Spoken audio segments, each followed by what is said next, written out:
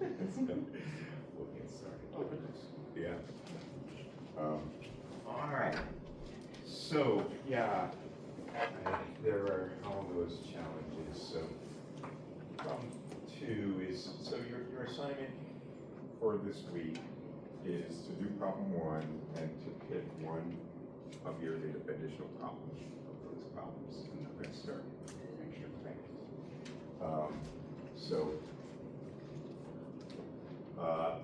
Your assignment's due Thursday, and we'll have our makeup lecture on Friday. All right, so what we're talking about is something that I expect you've seen before, but it's always good to revisit it and think about it some more. This is so important, is the whole relationship between entanglement and issues of what we call non-locality. Okay.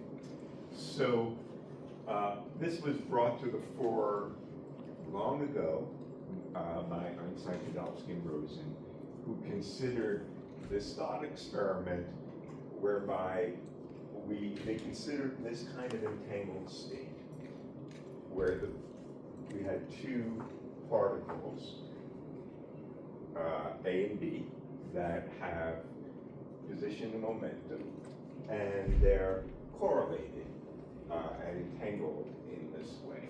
So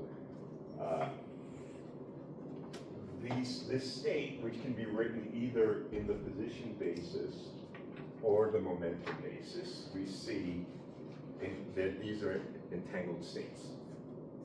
And this state is an eigenstate of the relative position between the two particles. The relative position is fixed at x naught, and its center of mass momentum is 0. And it's these two observables commute, so it's perfectly fine to define a state which is simultaneously an eigenstate of the relative position and the center of mass momentum. Okay. And APR used this argument to argue why, from their perspective, quantum mechanics was certainly incomplete. And it's a very simple and logical argument. The argument goes, if I can make a prediction of a measurement outcome that's going to happen, and there is no possible way within the confines of relativity and relativistic causality, if that measurement outcome is outside my light cone, then I could in no way affect its outcome causally, according to the laws of relativity. And therefore, that measurement outcome couldn't in no way been affected by me. And if I can predict it with some good certainty, then that outcome was an element of reality that was not made to come into existence by me, because I could not have affected it, because it's not causally related to me by the laws of relativity. And since both, for this state, one would argue that both the position and momentum of the remote particle are elements of reality, therefore they exist, and that violates the uncertainty principle. Okay, that was their argument. Okay, and so this just comes, of course, to the heart of the story that we all learned, and the mystery and challenge in quantum mechanics is, when we measure something, are we revealing a property of the system that was there before the measurement happened, or does the act of measurement in some sense force that to come into existence somehow? And what does that even mean? Well, we still struggle with that. Okay. So now, to do any kind of test of this question about local reality, there's something actually will come, maybe you'll see this in the next homework assignment. I put quantum in quotes here for a kind of interesting reason. The EPR state, we'll come back to that. It's not a good state to use for tests of non-locality. But originally, when people started to think about this, even before Bell, one of the problems of this state is that this is not a physical state. It's not normalizable. It's a eigenstate of position. So, and it's an infinite dimension. So, David Bohm said, well, if we want to think about this,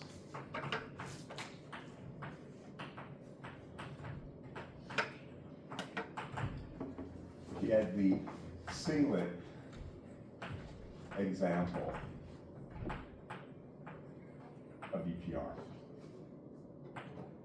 Because this is a state we can try to produce with good precision, and one that is physical and doesn't have an infinite dimensional Hilbert space. So the singlet state, also one of the Bell states, we can call it psi minus. It's the state that we've discussed before. It has total spin 0, and thus total projection along any axis 0.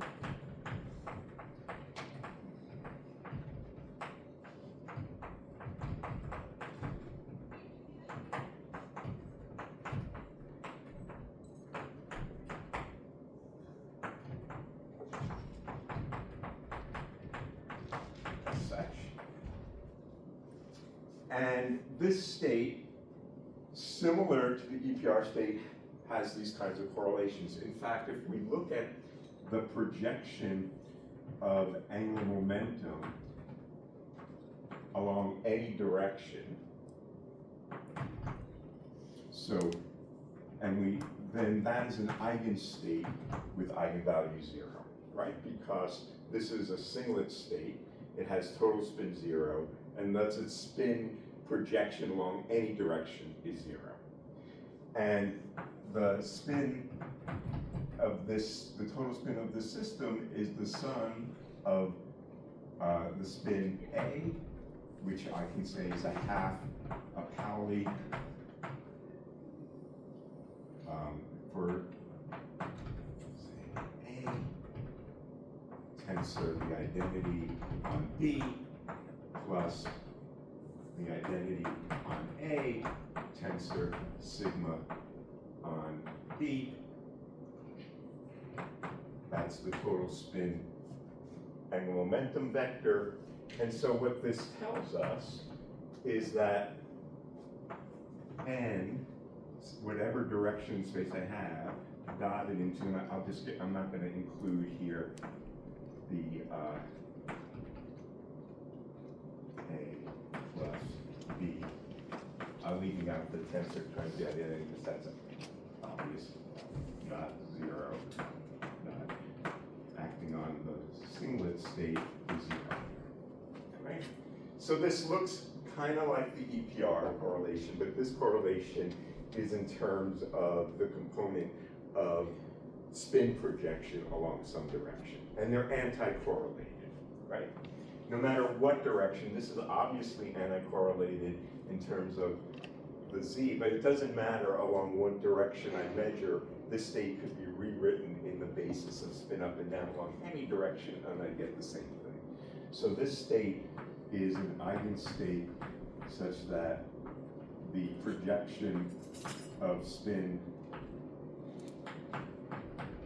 for particle A along direction n, that is equal to minus that for B. Okay? So again, one could argue about elements of reality. That is to say, if I can predict Shree's measurement of spin along whatever direction she chooses, then that must have been an element of reality if her measurement is done outside my light cone, because I could in no way have affected it. Therefore, it must have existed a priori. Okay? So enter John Bell.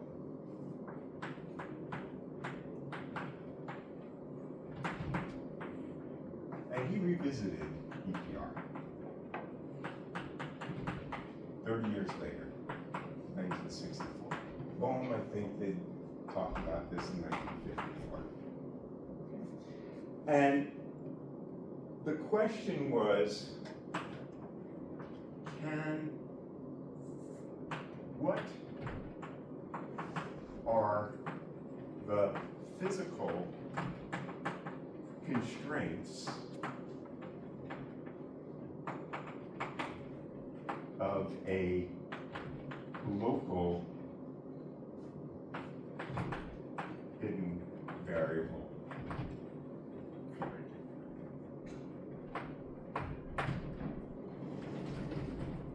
So let's just talk about what the heck is a local hidden variable theory. Okay. So a hidden variable theory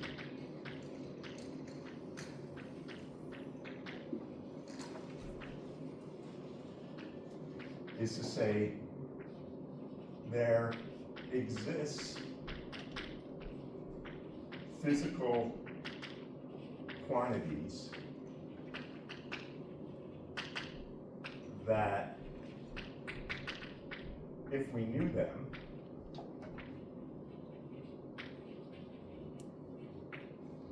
determine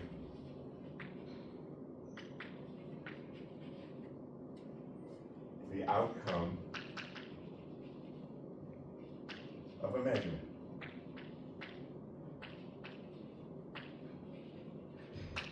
But we don't know that.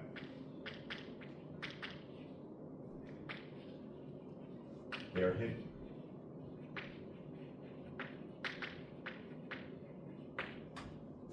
They're there, we just don't have access to them somehow. They physically exist in the world, we just don't have access to them. That's what makes it a hidden variable, okay? And because we don't know them, that means that the measurement outcome is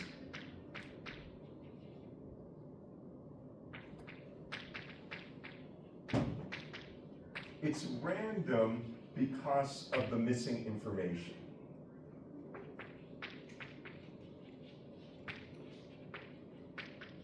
The information exists in the world, like we did the experiment with the chalk. It exists, but we just don't know it. If we knew it, we would be able to predict the outcome. But without that information, we assign a probability, okay? So the reason measurements are random is only because we don't have access to the hidden variable, okay? So the experimental circumstance we're thinking about here is that we have a singlet state, and the two spin 1/2 particles are sent to two parties, always affectionately known as Alice and Bob. And Alice and Bob can make a measurement of the spin of their particle along some direction, okay? So they have a Stirner, each of them have Stirner apparati, and each of them can measure the spin projection along some direction, okay? And they're going to get either spin up or spin down along that direction. We can call that outcome plus or minus 1.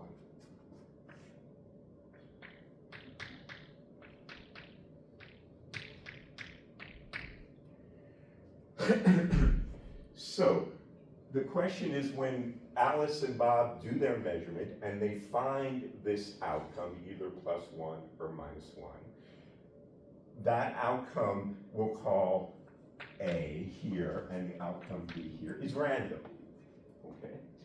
And the question is, if there is a hidden variable that would describe that, well, how does that constrain the physical world? I mean, this is kind of amazing that this philosophical question can be put to an empirical test.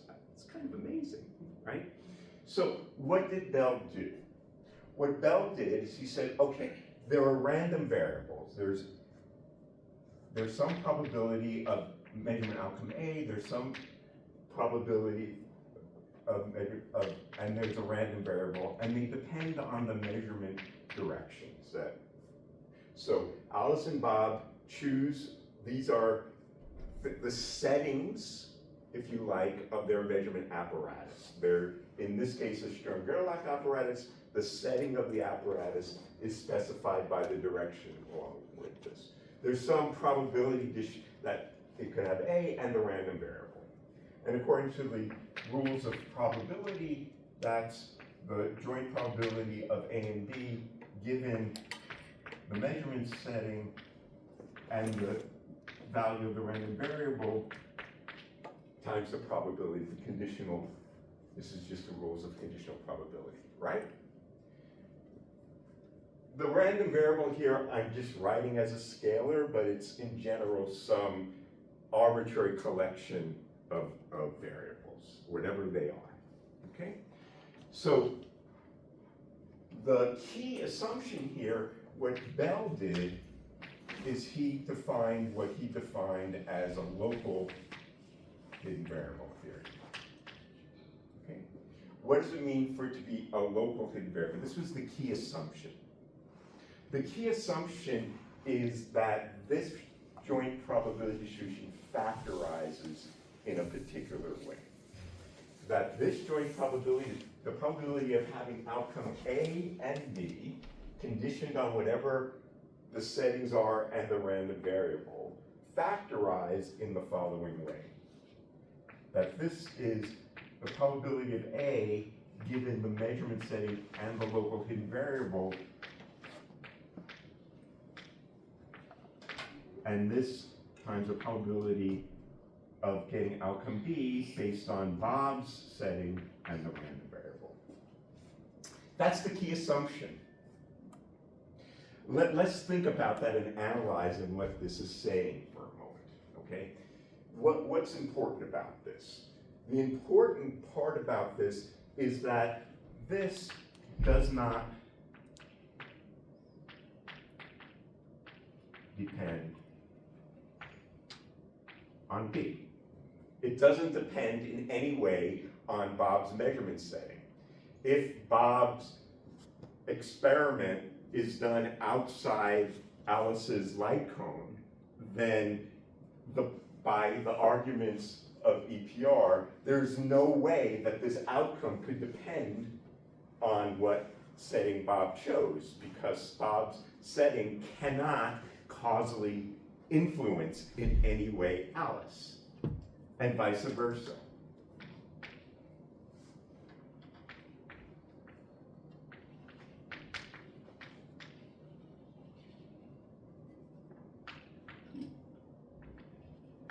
For Bob, the probability of Bob finding measurement outcome capital B can only depend on his setting and the choice of the random variable. Now, this is something that's a little bit confusing to people sometimes. This is what we're calling a local hidden variable model, okay? But the hidden variable is shared by both parties, okay? In the same way that, we did this here. You get to do the experiment again. Close your eyes. It could have been green, it could have been orange. Open your hand, it's green, okay? There was a hidden variable, but it was shared between me and Shri because there was some time in the past where that local hidden variable propagated forward in space-time, and it was shared between me and Shri. But it's still a local hidden variable model in the sense that what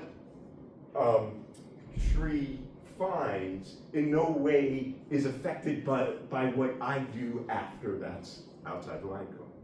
In that case, would Einstein, Podolsky, and Rosen decline the idea of a global hidden variable theory, or would they also? Yeah, I mean, Yeah, this is EPR. This is the EPR argument.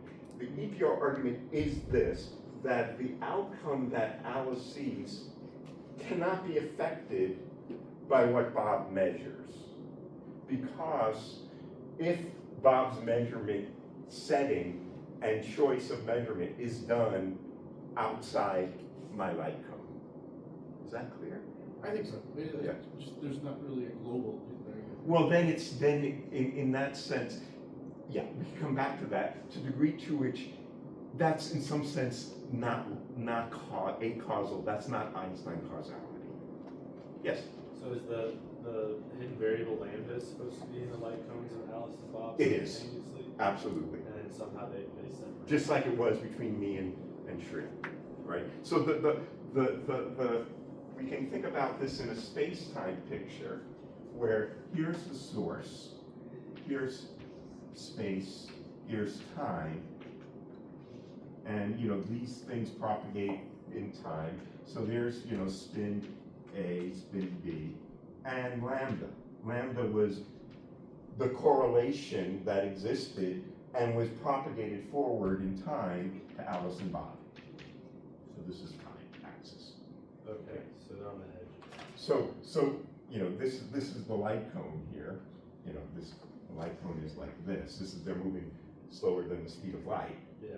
But the point is that they are correlated, but they're classically correlated. Okay? So there is something in the past that correlates them. It's not saying that, or they could be uncorrelated. I mean, it sort of depends on what this probability, what these functions are.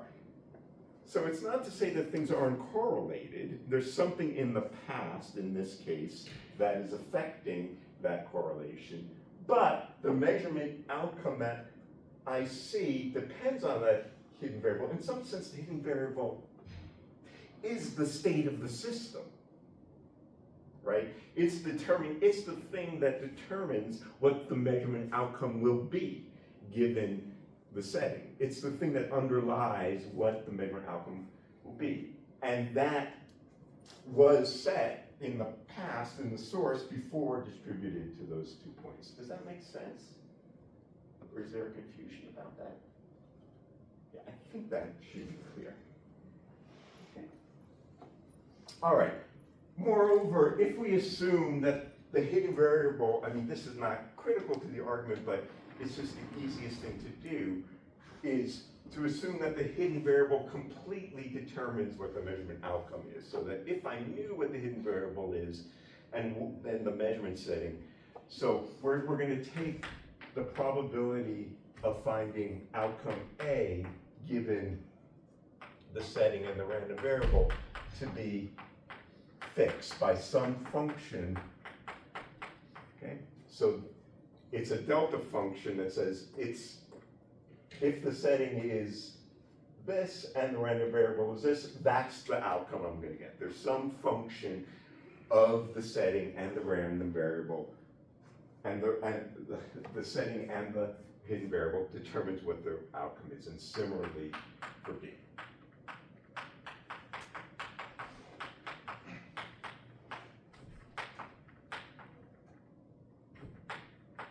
But B's outcome, again, only depends on the setting Bob chooses, not Alice, and the hidden variable. Okay? And so if I do a set of measurements, I'm going to get random outcomes because I don't know what lambda is. There's a probability assigned to that. So if I, for example, wanted to ask what is the average value of A, I would integrate over the probability distribution. Similarly,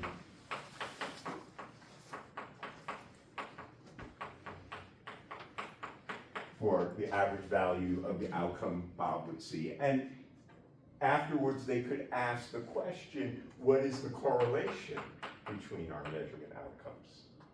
And since that is determined by this joint probability distribution, and this joint probability distribution had the particular form that Bell said, which is the essence of locality, this is equal to just the product of those two outcomes that are functions of the setting and the, oops, pardon me.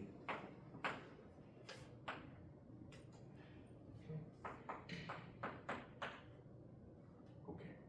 So Bell wanted to show that there are constraints on the correlations. They satisfied, they're constrained by the nature of this probability distribution, by the fact that this probability distribution factorizes in this way without Alice and Bob affecting one another, okay?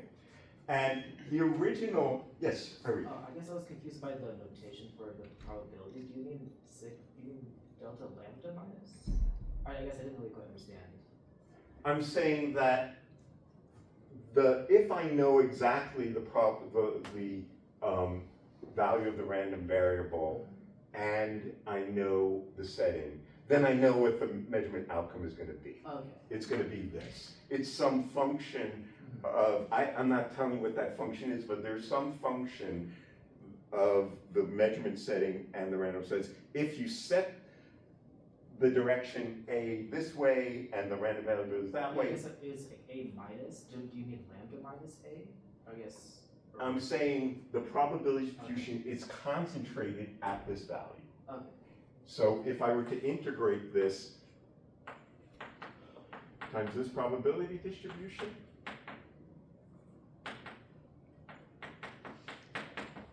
I get that. Oh, There's only one, I see. in this whole sum, there's only one value of A that can be there. Okay. I'm saying there's no more hidden information. Is that clear? That's if we know lambda. If we know lambda. So if lambda is given, we know exactly, it's the hidden variable. There's nothing else hidden, okay? Otherwise, there's more hidden that I didn't fully reveal. Making it this is all the information that's hidden. All right, very good. So, with that said, so Bell wanted to do that, and the original Bell's inequality, which Bell wrote down, was not particularly amenable to experiments. And the reason is that it assumed that the state was a perfect singlet state. And nothing you can make in the lab is ever perfect, because he assumed these perfect anti-correlations in his derivation of his inequality. And John Clauser and collaborators, when they went to try to test Bell's inequalities in the late 1960s, wanted to do an experiment that was amenable to imperfections at some level. Okay. Now it's an interesting story.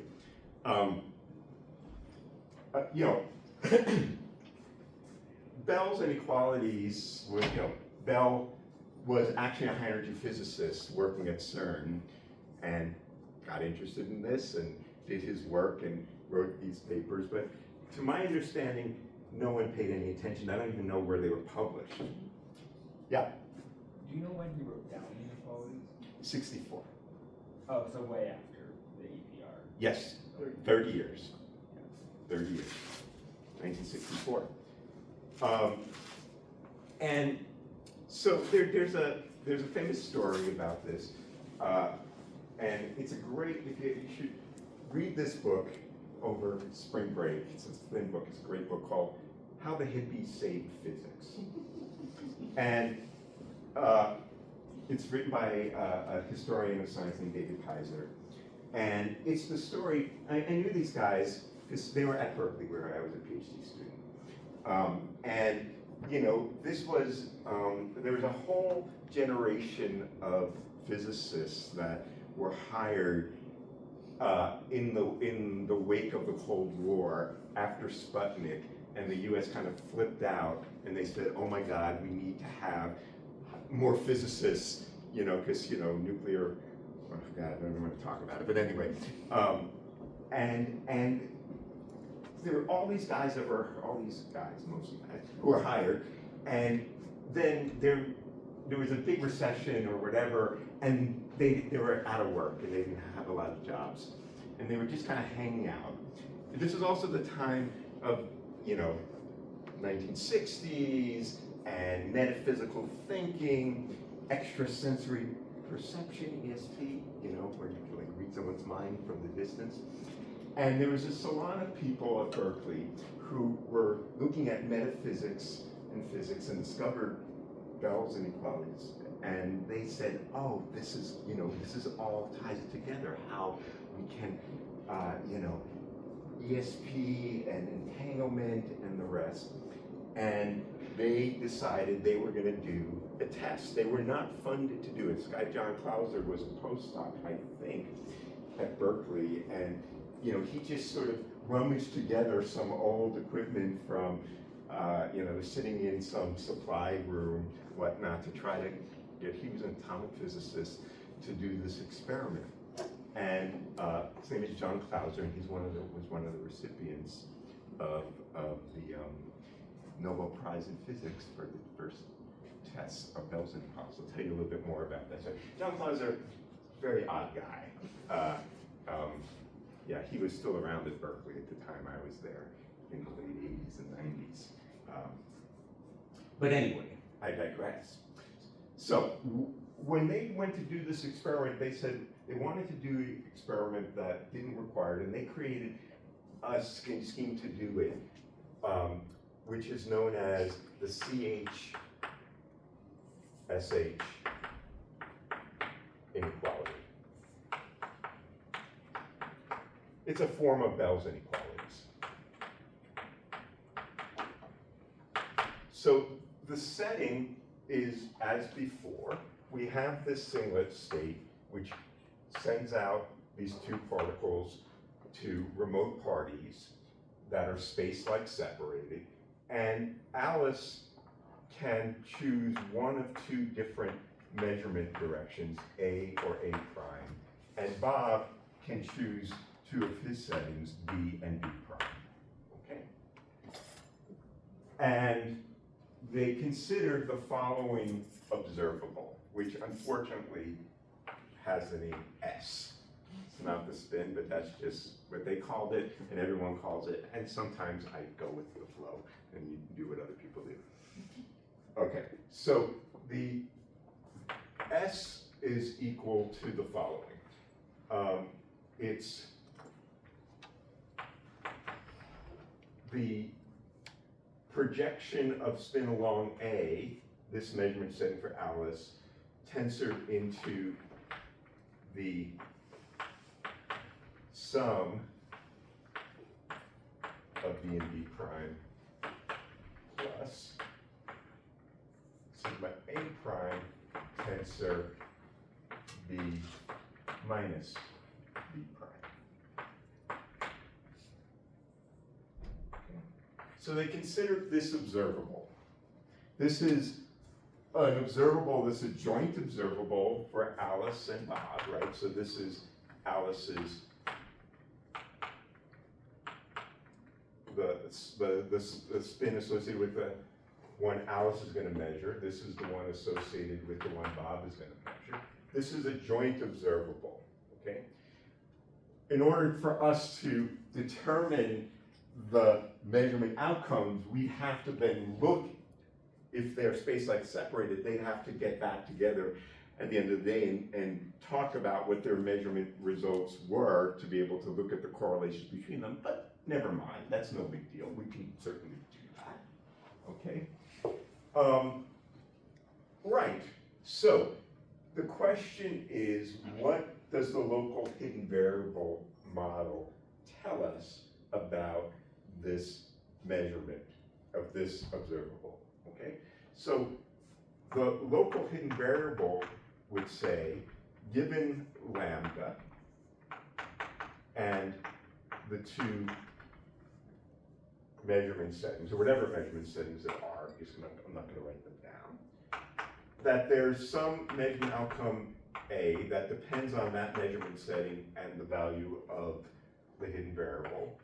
times b, given that measurement setting and that random variable, plus the outcome that one would find if you had measurement setting b prime, given the random variable, plus the measurement outcome associated with direction a prime, and so forth. Everyone clear?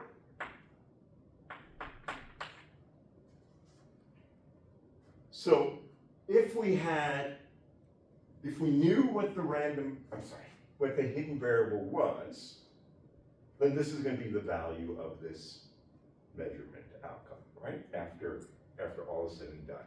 Okay. This, of course, is not done in one measurement because it requires two different measurement settings. Okay, but that's fine. We could do those different measurement settings, and given that measurement setting, whether it's A or A prime, B or B prime, we record the outcome. If in the universe there was something that told us what that outcome would be, this is this function. Okay. Now, all of these measurement outcomes, as we said, take on the value either +1 or -1 in this case. Okay. So no matter whatever the setting is, whatever lambda is, these outcomes, both capital A and capital B, take on the value either +1 or -1, corresponding to spin up or spin down for whatever direction they measure. Okay. So now we can look at this and we see it has a particular form. This thing can be, if the two values are the same, then this is either +2 or -2. And if they're opposite, if one is +1 and the other is -1, then it's 0, right? Those are the only three possibilities.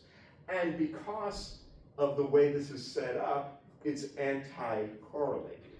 So that if they're equal in this case, they add together to give me +1 or -1. But in this case, if they're equal, it's 0 or +or -2. Is that clear? Okay. So that means that no matter what settings they choose and what value of the lambda is, this thing, no matter what settings, no matter what lambda is either +2 or -2 randomly. You can't take any other value, right? Because either this is +or -2 and then this is 0, or this is 0, or then this is +or -2, and this is +or -1. Mm-hmm. Should we put it like it's also another sign up front, so it's like minus plus? But Yeah, I'm saying this is, I'm not saying which one is, it's randomly this. Okay. That depends on the local hidden variable. But it's every time it's either +2 or -2, no matter what the settings are, no matter what the value of lambda is. Yeah.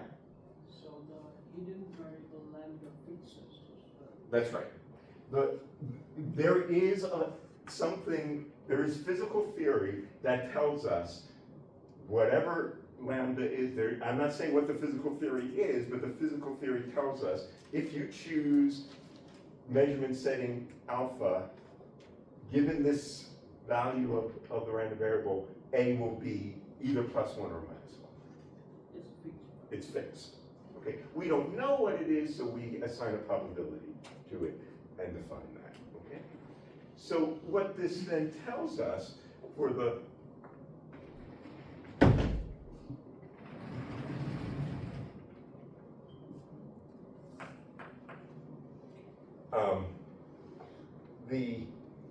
expected value of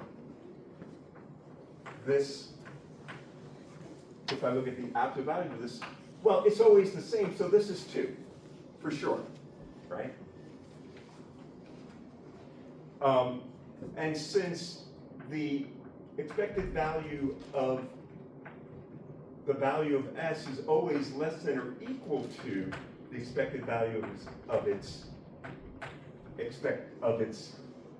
magnitude, because these things can take on +1 or -1, that says that this value of S is always less than or equal to 2. And that's known as the CHSH, which stands for Clauser, Horn, Shimoni, and Holt inequality.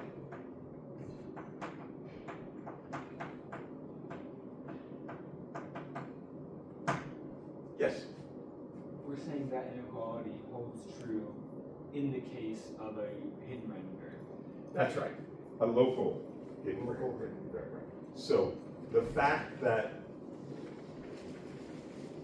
for all of the assumptions that we made allows us to do this factorization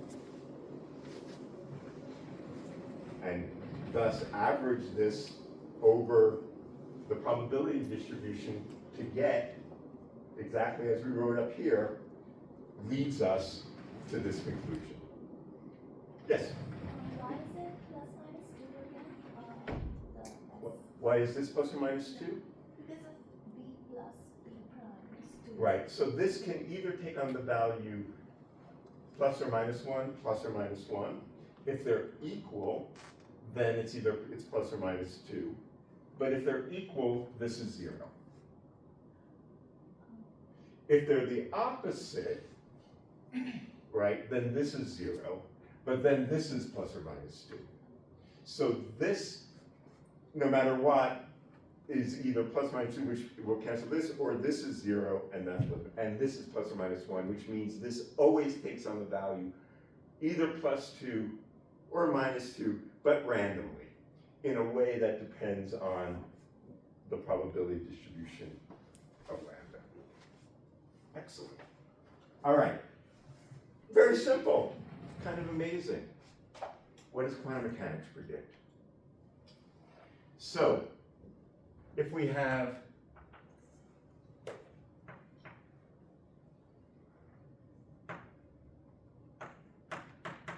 given a singlet state,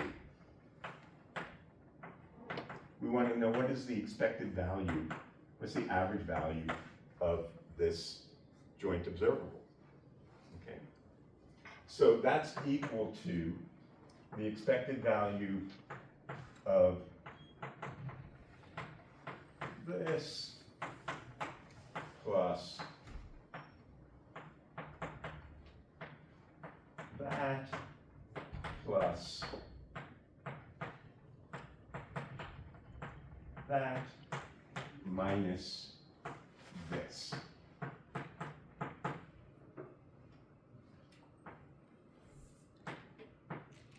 Let me double check.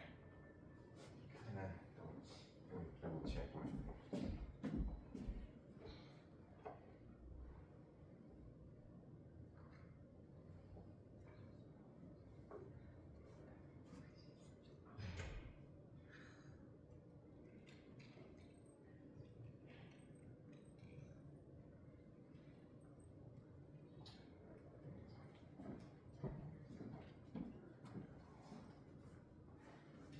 Doesn't really matter, but I'm just a little bit confused about one thing here.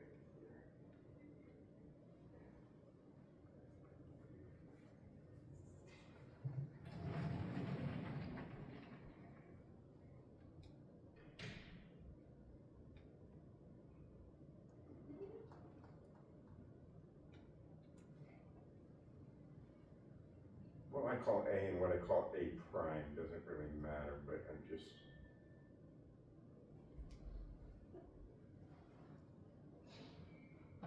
Yeah, the way it was done by this guy doesn't really change any of the argument, but I'm just gonna write it this way to be consistent with the way. Again, which one is plus and which one is minus doesn't really matter. It just affects what ultimately, this guy has a minus sign, and that guy, these guys have plus signs. Okay.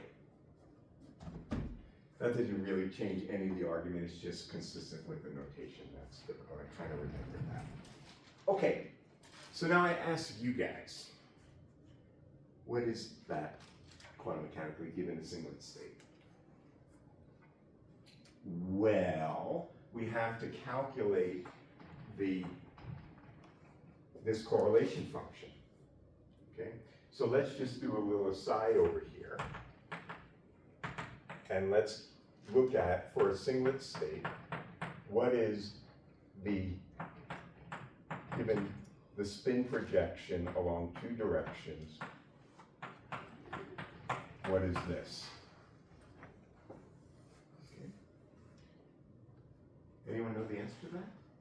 1/2 plus cosine. There's some things that are in there, yeah. Cosine squared. Is it 0? No. There's some there. Okay. So let's look at it this way. What this is equal to n dot sigma for that guy. Okay. So I can write this in Cartesian coordinates. There's some direction e I n1 e j n2.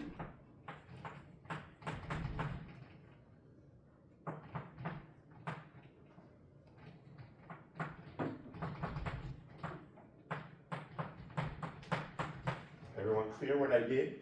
I just looked at the components of the Pauli x, y, z, sum over I and j. Okay, repeated indices summed over.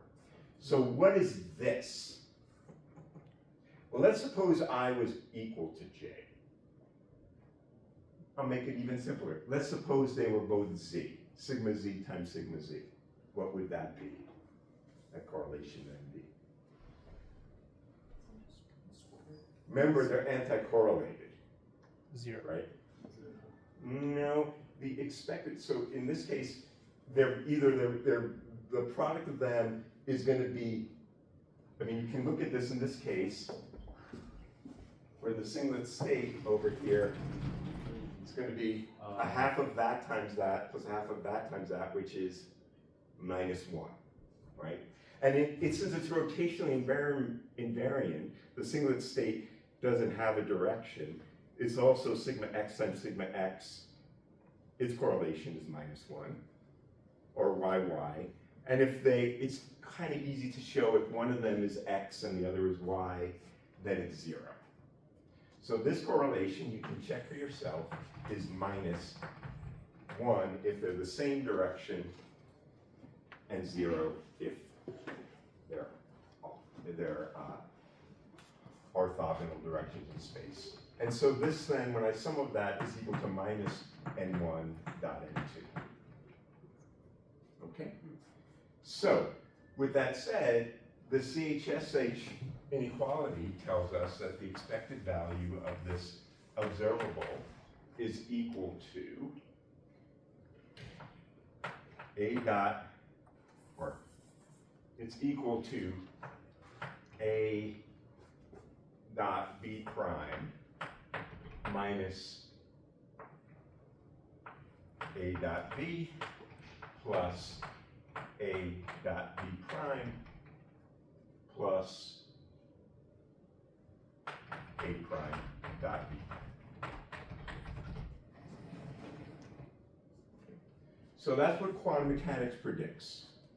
Quantum mechanics predicts that the expected value of this thing will equal this in a way that depends on on the measurement settings. Okay. So the question is, can this ever be bigger than 2? Or is it constrained the way that a local hidden variable model is, that this is always less than 2? So what CHSH did is they said, well, let's consider the simplest case. Where everything is going to be in plane, and I have different measurement settings that I'm going to choose in the following way. I'm going to have a measurement setting A let's see, A prime, B prime. These are all the measurement settings where they're separated in this way so that one of the measurement settings of A bisects the measurement settings of Bob, and one of the measurement settings of Bob bisects the measurement settings of Alice, okay? So what is this value then, in this case? Well, this is then equal to cosine of 3 theta minus 3 cos theta. Okay, because each one of these guys is theta separated, okay? A prime, B prime, A, B prime, A, B. Okay, that's why I had to change the signs of those so that I could remember how that goes, okay? Why is it this? What's that? Why is it They just chose that because it turns out that that gives us the maximum violation of CHSH inequality. I could choose anything I like, but they just chose this because it's the one that actually gives you the biggest violation, okay? Is there a physical reason why it does, or is it just? I don't know. Okay. Yeah. So, I mean, if we plot this as a function of theta, it has the following form. It should be, its value should never be bigger than, if I look at the absolute value of this thing, it should always be less than or equal to 2. And it has the following form. Here's 90 degrees, here's 45 degrees. It looks like this. Experimentally? Or? Yeah. Yeah. Well, right now, this is just what we'll come to the experiment in a moment. This is what quantum mechanics predicts. It predicts that when this angle is 45 degrees, that this thing takes on a value of 2 root 2, which is way larger than 2, okay? So this tells us that quantum mechanics violates local invariable. Okay. Now, the experiments that were done to do this were not done with spins, they were done in quantum optics. They were done with photons. Okay, and with photons, I can think about, for example, a state that looks like this.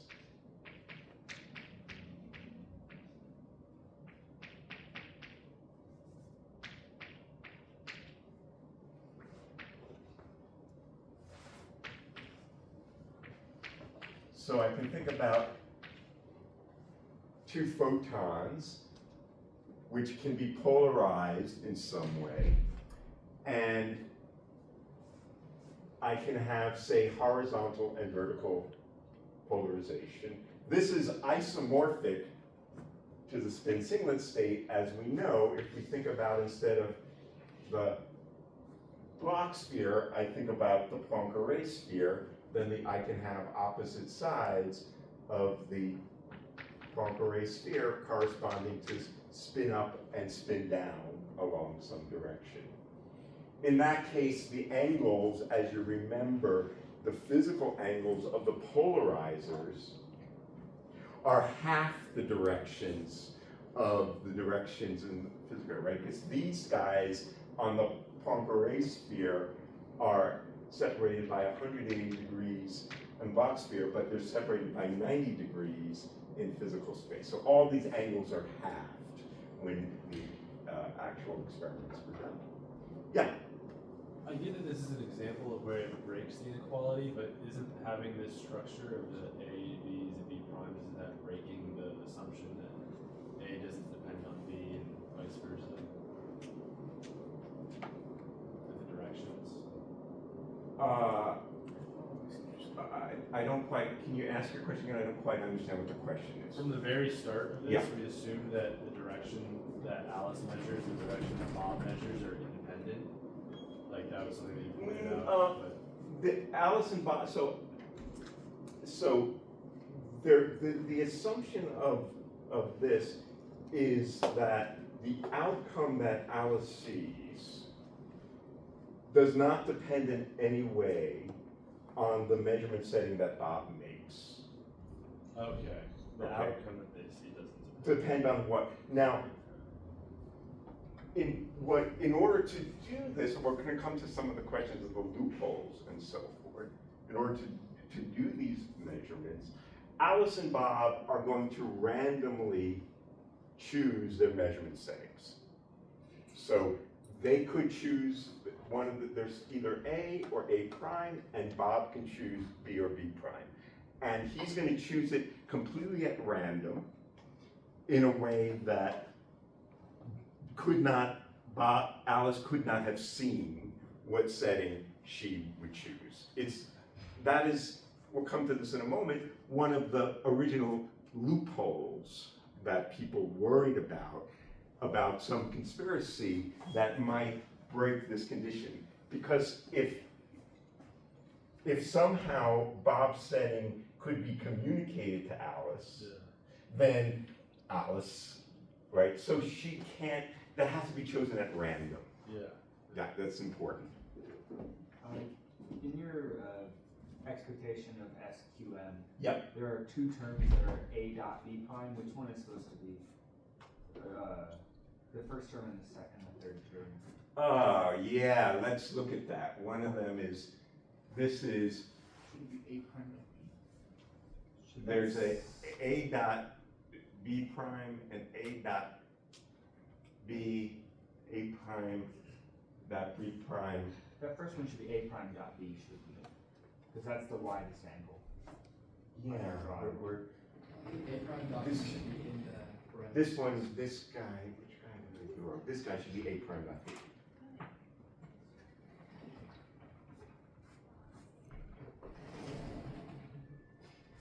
Yes. Yeah. Thanks. All right. So I just wanted to maybe say a few words here. Let's turn on the screen.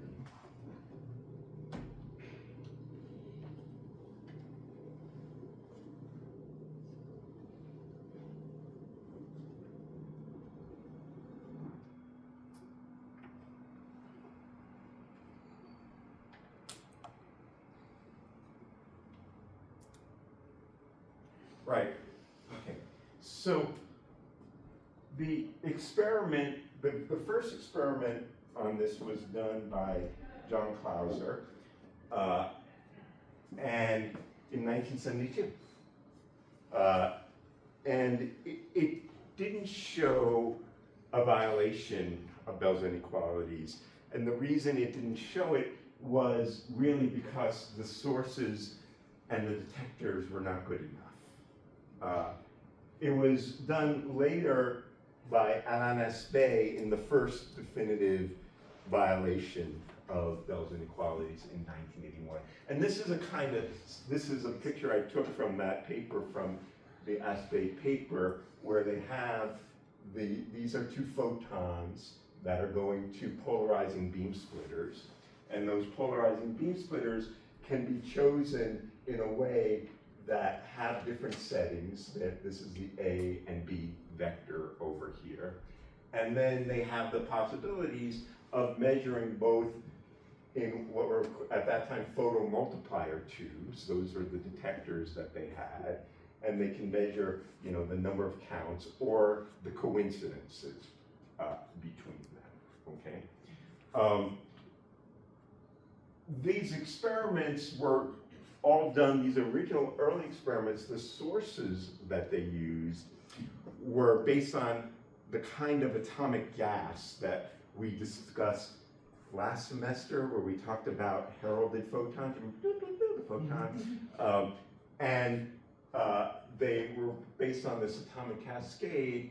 The sources there weren't the best, and the detectors weren't the best. In much more modern experiments, and we'll talk about this, the source of these kind of polarization entangled photons are created in parametric down conversion, which is what we're going to discuss in the next couple of lectures, and the way in which we can produce these entangled sources. And in this experiment, which was done in 1995, which is already 30 years ago more, 31, Christ. And you know, with much better detectors that are avalanche photodiodes with high efficiency, they saw 100 standard deviations violations of Bell's inequalities. So, if you're a physics student taking quantum mechanics 1 in 1971, Yeah. your professor puts up the EPR paradox and says, so this is the hidden variable theory that Einstein proposed and other people. And it might be right, we're not sure. And then you just go on. I think this is the sort of the content of the book, How the Hippies Saved Physics. There was, of course, after quantum mechanics was formulated, as I've read the history, in the 1920s into the early 1930s, there were huge debates about, and as you probably know, there are these famous Einstein-Bohr debates where Einstein kept trying to throw up a Gedanken experiment to show how quantum mechanics couldn't possibly be correct. And typically why those Gedanken experiments revolved around the violation of the uncertainty principle. Okay. And people struggled with it. But eventually they kind of gave up. And they said, it works, shut up and calculate. And it was really then just using quantum mechanics to deepen our understanding of fundamental theory, relativistic quantum field theory, particle physics. All of that was developed, of course, in the 20th century without really worrying about what it all meant or how we should think about it. And, you know, then there were these hippies that decided we're going to think about this because it sounds interesting and it's related to extrasensory perception. And it just, you know, blew people's minds. It sounds like that period between Bell formulating the inequality and the empirical evidence that it's one or the other would have been really stressful, because Bell's inequalities show that they will predict different things. So quantum mechanics is either right or wrong. It's not that they're the same thing, but you can know more. It's like, it seems like that would have been a stressful time. Like, Mutually exclusive. we don't. It could be wrong, not just incomplete. That's right. But, you know, but at the end, you know, so, and actually, from my understanding, Clauser was sure that he was going to show that quantum mechanics was wrong. Really? Yeah, he was completely convinced that quantum mechanics was wrong and showed that the quantum mechanics prediction would be consistent with the local invariable theory. So this is up there with, really, you could teach this up there with the Aether of the, what do they call that one? The most important incorrect experiment. Exactly.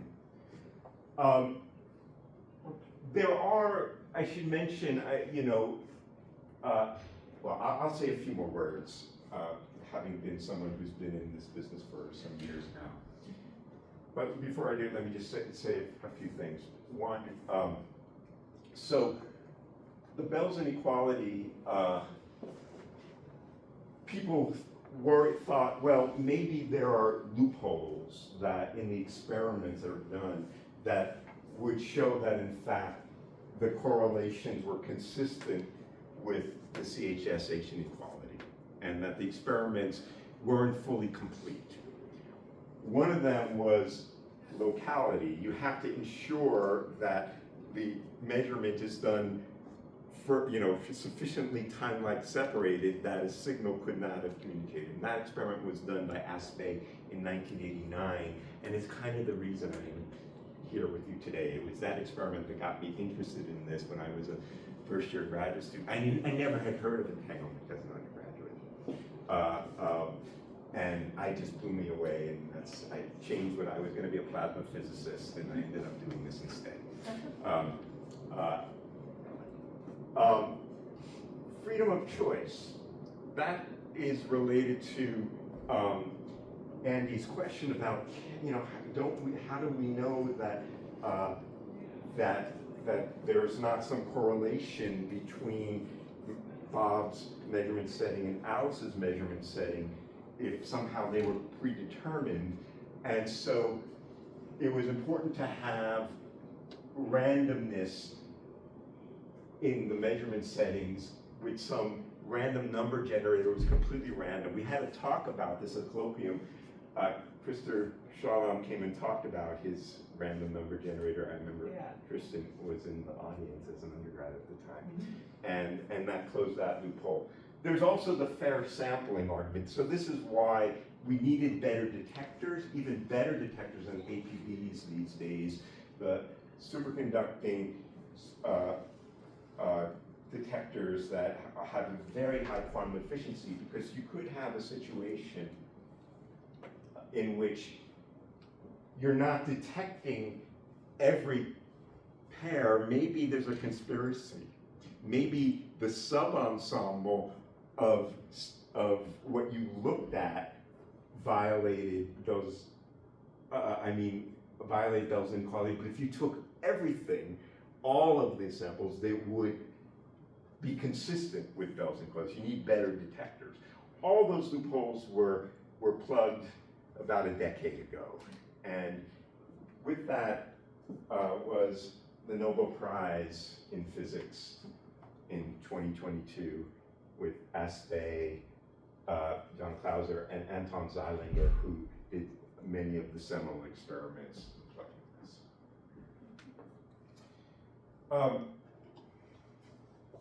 I want to now say, so what do we think? What does this mean? What is your takeaway from this? What this is saying, one way of interpreting this is that the spin or the photon polarization on its way to the detector does not have local with it information about what direction it's pointing in. It just doesn't exist. It comes into existence when the measurement is done, okay? And moreover,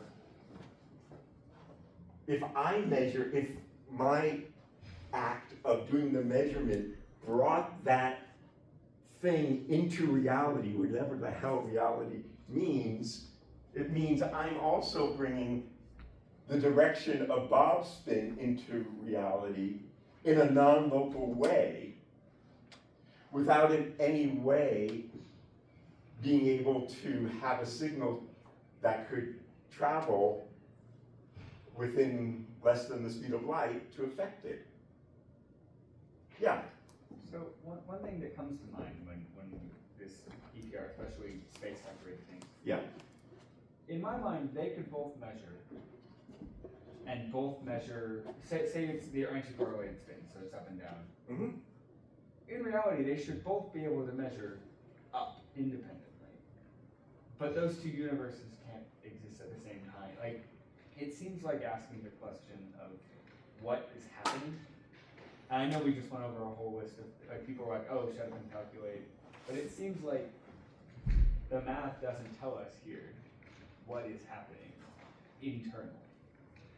Well, it doesn't. I mean, quantum mechanics tells us that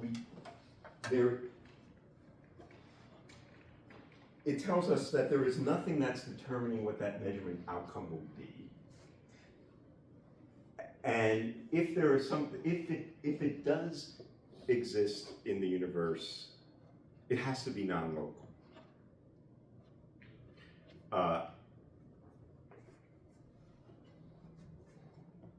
Yeah.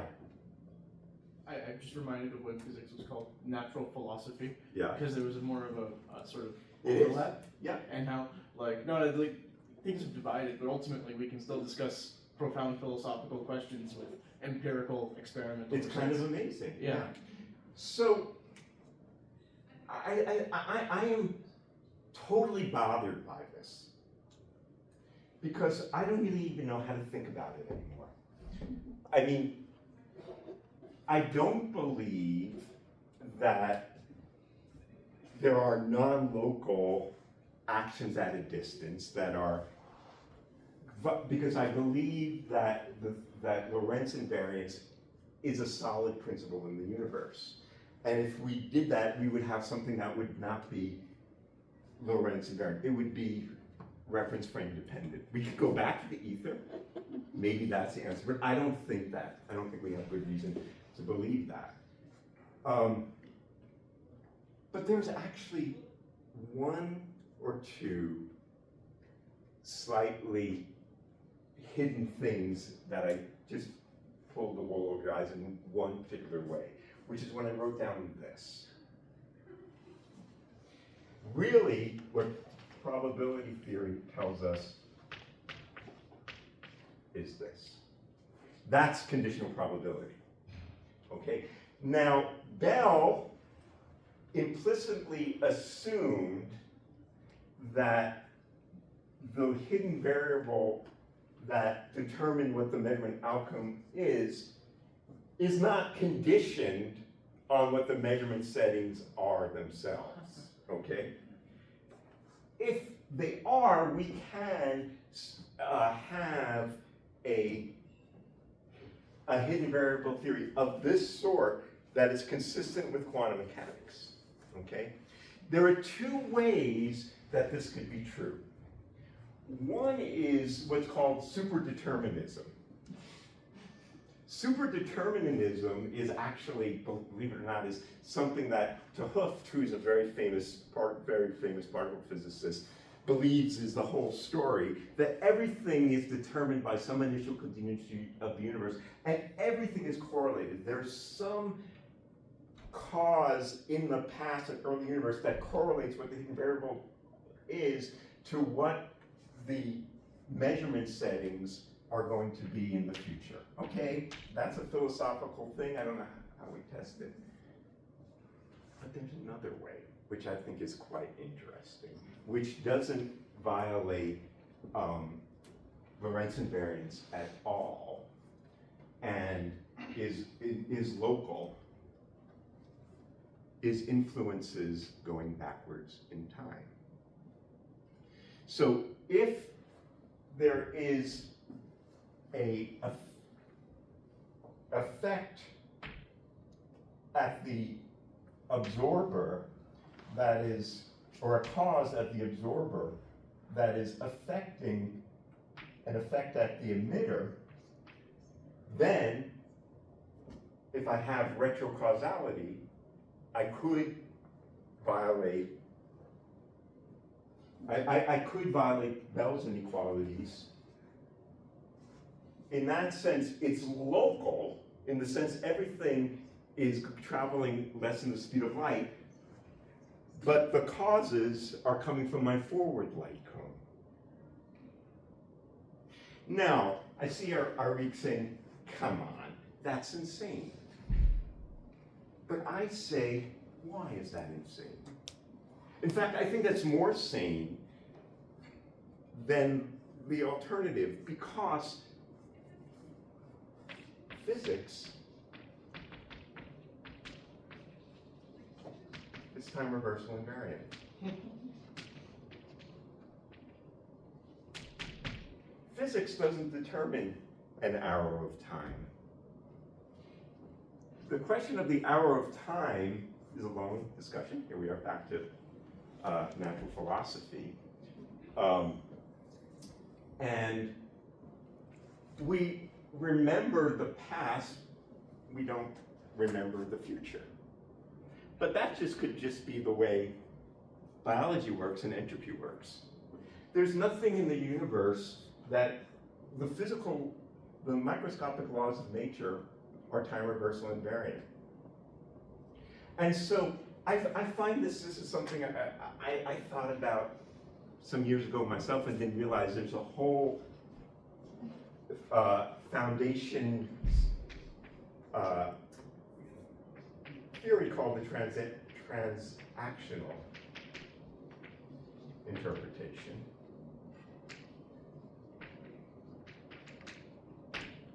Which involves retrocausality.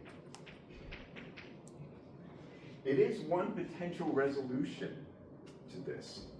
Yeah, How does the transactional. how does transactional interpretation deal with collapse of wave functions? So so that's a good question. How do you guys think about the collapse of the wave function? Is the collapse of the wave function, is the wave function a physical thing that is collapsing in the way that, like a water wave, you think that somehow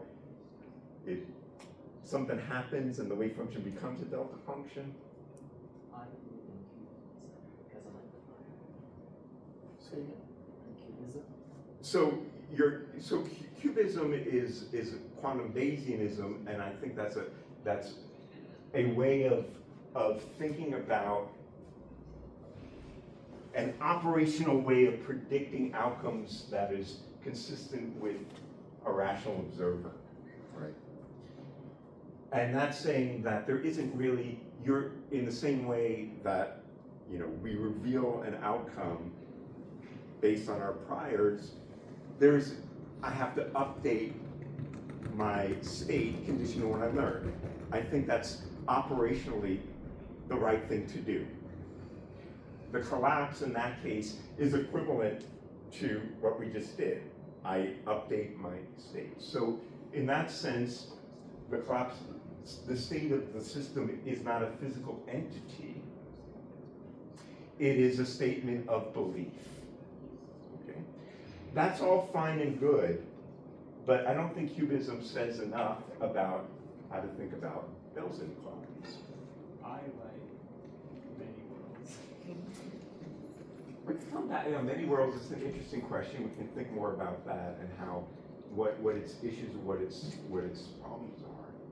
But coming back to Nate's question, because I just want to, conclude here, is in the transactional approximation, what it's saying is, and it's based on a very fascinating theory, which I really need to study myself, which is the Feynman-Wheeler